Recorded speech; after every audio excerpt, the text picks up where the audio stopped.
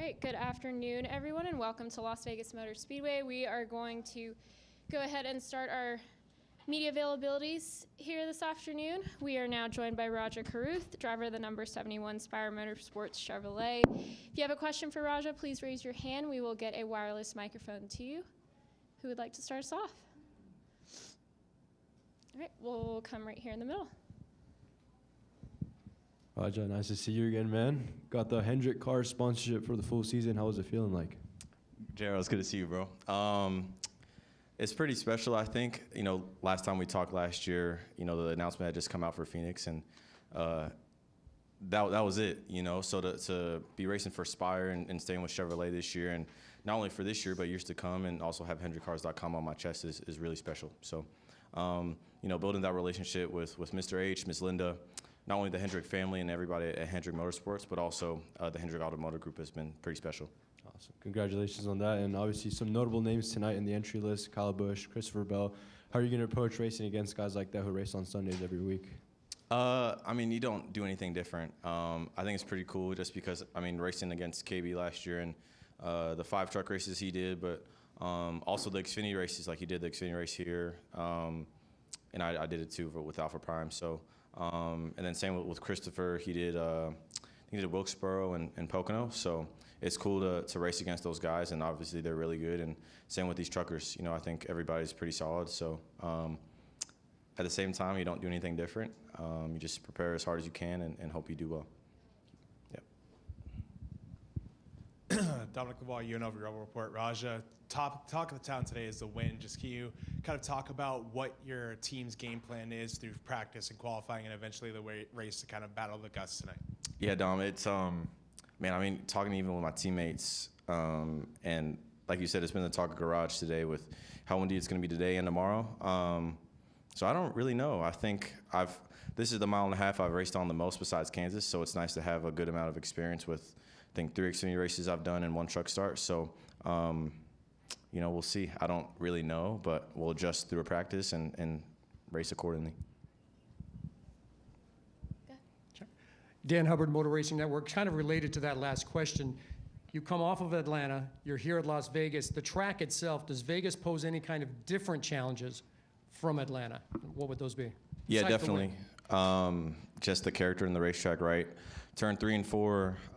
Because of where the track is kind of located, it always has sun on it, so that generally has less grip versus turn 1 and 2 where the billboards are on it all the time, and there's a lot more character with the bumps down there. So it's a pretty cool racetrack, I think.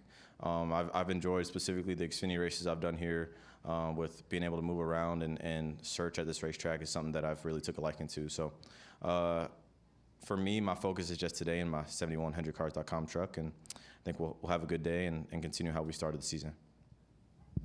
All right, next we'll go to Chris Knight here in the front, and then to Lee Spencer.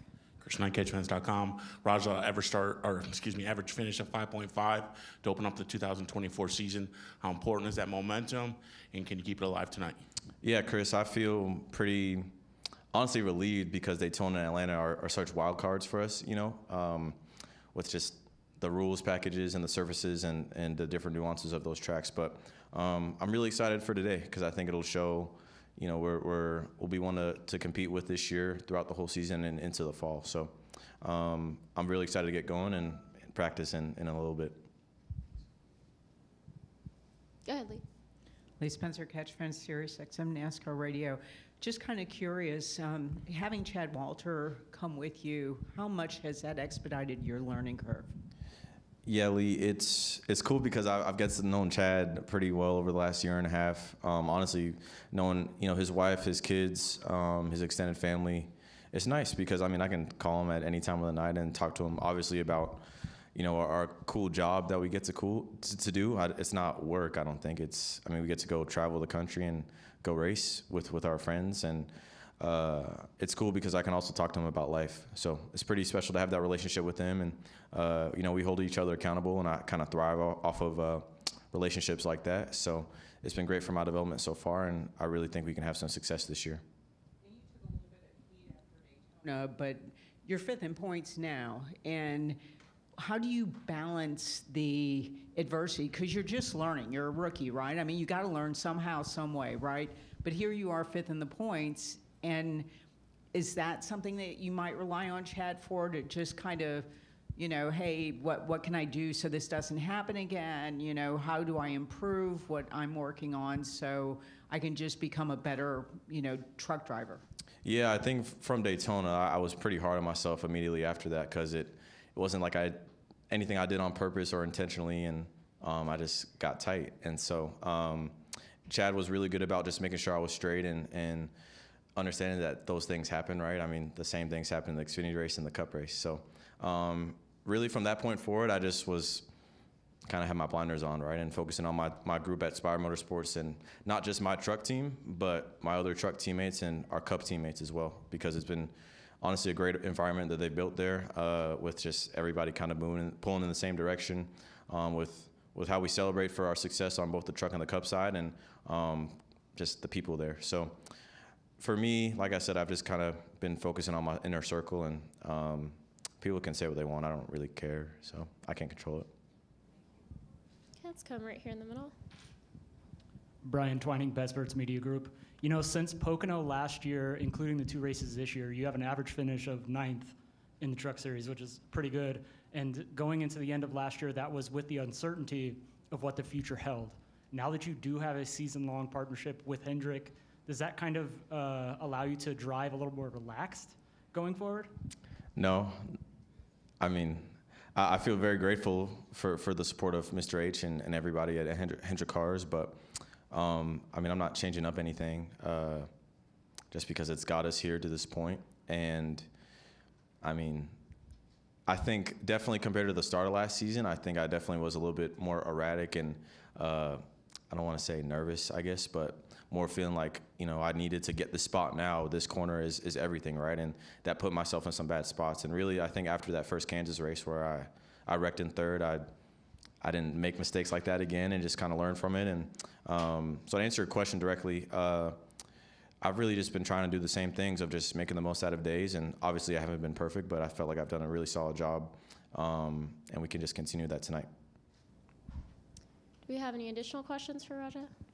Okay, we'll go to the back and then we'll come back to the front.